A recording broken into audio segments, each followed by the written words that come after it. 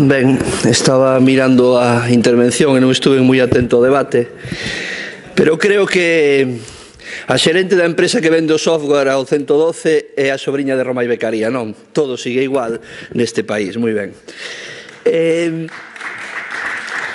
Pero é casualidade, non vamos a pedir unha comisión de investigación por isto, tranquilos. Imos falar do plan de transporte público de Galicia e o que sí que queremos empezar dicindo é que o goberno galego non puido facelo peor, con máis improvisación e con menos participación. Perdonen a voz, teño unha gripe bastante importante. Non se puido facer peor nestes anos, dende o ano 2009, non se puido sentar peor as bases para poder facer agora un plan de transporte público e, polo tanto, estamos en peores condicións que se tivésemos un goberno que fixera os deberes en varios campos. Hai intencións e hai feitos. Cando a Xunta está a falar nestes días de que este plan mellorará a prestación de servicios no rural e en todo o país, estamos falando de intencións que non se poden demostrar, de vender publicidade e propaganda unha vez máis. Pero nós, cando falamos de improvisación, non falamos de intencións, falamos de feitos. Falamos de que o goberno da Xunta de Galicia só actuou a partir de que houve unha sentencia en marzo de 2016. E isto é un feito. É un feito. Antes desta sentencia, o goberno galego non estuvo facendo un traballo de planificación para sustituir un mapa de transportes que agora consideran obsoleto e non adaptado ao século XXI. En febreiro de 2016, ese mapa de transportes non estaba obsoleto e non adaptado aos días de hoxe. Por que só empezaron a traballar, despois da sentencia do Tribunal Supremo, a traballar a presa e correndo? Podemos tamén falar de cales serían as mellores condicións para desenvolver neste país un plan de transporte público.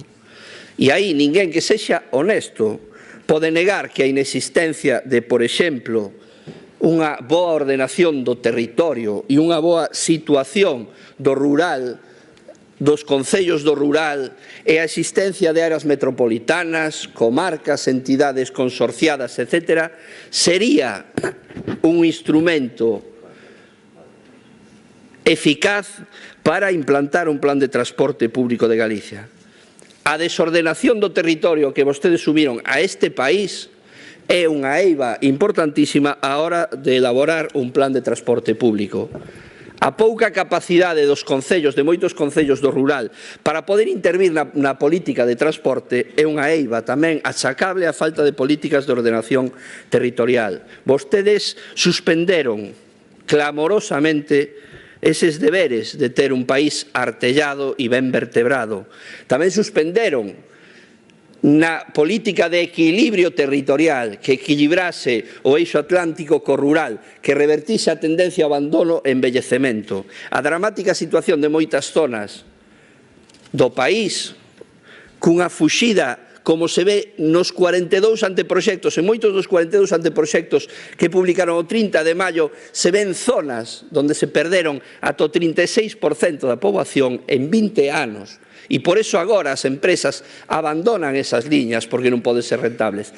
Esa situación do rural tamén é un mal punto de partida para poder ter transporte público. E o que non podemos facer é seguir aplicando simplemente criterios economicistas que van a agravar ese círculo vicioso de abandono e envellecemento, que é no que estamos situados agora. Esa inexistencia de políticas de reequilibrio para garantir o futuro do rural lévanos a unha situación que dificulta enormemente a labor de manter as liñas de transporte público nese ámbito. E para revertir esa situación precisábase planificación, precisábase tempo, precisábase transparencia e participación de todos os axentes que teñen que estar implicados. E nada deso se está facendo. O plan de transporte público debería de estar incardinado nun plan de futuro para o rural, cuns obxectivos marcados e, xunto con outras medidas de servicios e dinamización económica que xuntos poidesen revertir esa situación. E unha vez máis non hai nada de plan integral, unha vez máis é a improvisación e a chafallada.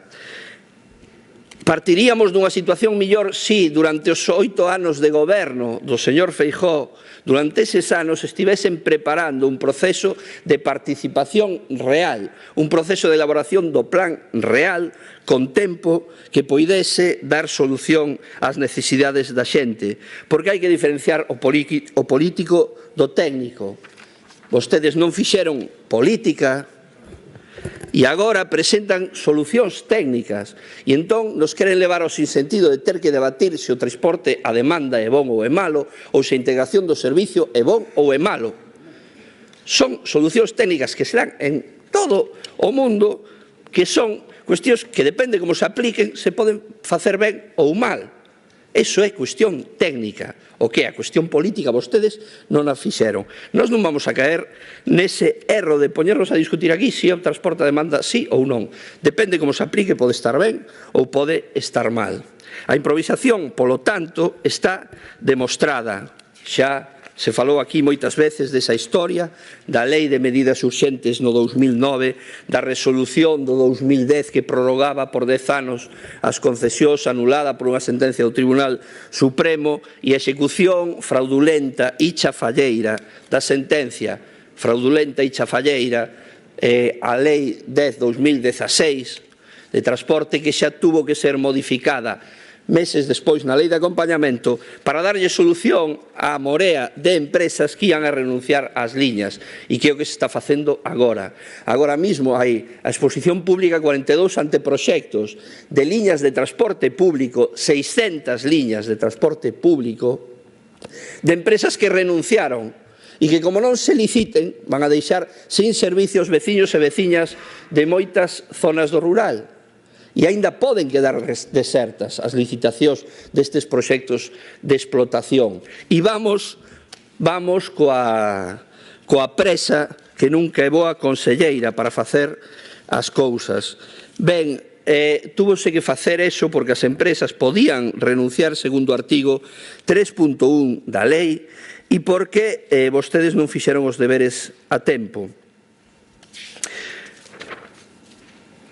Ademais, son contratos de 2 anos, porque en 2019 a lei prevé que este licitado un plan de transporte para todo o país.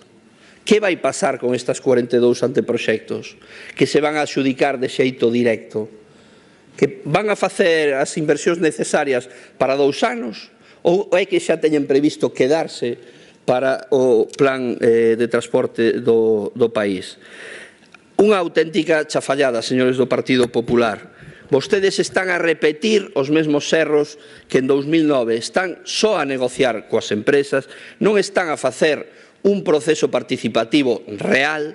Vostedes sábeno e por iso presentan unha proposición non de lei para mañán que vai nese sentido, pero que non satisface o que é un plan de participación, e están repetindo os erros do 2009 e do 2010 e estamos perdendo unha oportunidade de ter un plan de transporte público ben feito e que solucione realmente as necesidades da xente e que poida axudar a revertir a tendencia no rural e que poida mellorar nas zonas urbanas a prestación dos servicios que tan necesario é.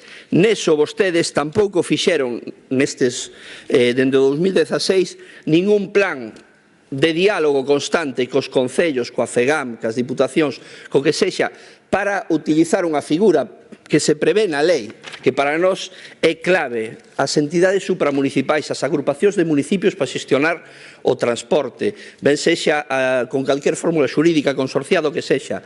A entidade supramunicipal, sin chegar ás diputacións provinciais, é fundamental para dar un bon servicio e para ter máis opcións para dar ese servicio, incluso para ter a opción de que esas entidades supramunicipais teñan a entidade suficiente económica e técnica para poder facer xestión directa alá onde as empresas non vexan rentable prestar un servicio. Moitos dos concellos do rural non teñen entidade nin técnica nin económica hoxe en día para facer políticas de transporte e o seu traballo debería de ser planificar en todo o país esas entidades que garantan que desde os concellos se pode facer política de transporte. A nosa moción vai no sentido, e xa remato, de ampliar o campo da participación, de crear unha comisión de estudio neste Parlamento para que poidan vir a contarnos as empresas, os concellos, as AMPAs e as asociacións de consumidores as súas impresións, as súas necesidades e as súas propostas. Estamos pedindo eso, estamos pedindo que en vez de 10 días para estudar 42 anteproxectos, se poñan 30 días de exposición pública. Cando alguén quere participación, non pon 10 días para estudar 42 anteproxectos de transporte. Eso é unha evidencia de que vostedes non queren participación. Pedimos, en definitiva, participación e transparencia. Ademais, transparencia nun campo donde é moi necesaria, vistos os antecedentes, as caixas de Vega Sicilia, etcétera, etcétera, e os beneficios das grandes empresas. Por certo, as grandes empresas que aspiran a facerse con máis parte do pastel a costa das pequenas empresas. Isto pode significar un recurte máis ao rural, unha destrucción de emprego de pequenas e medianas empresas que debemos, na medida do posible, de evitar. Nada máis e moitas gracias. Gracias, señor Sánchez.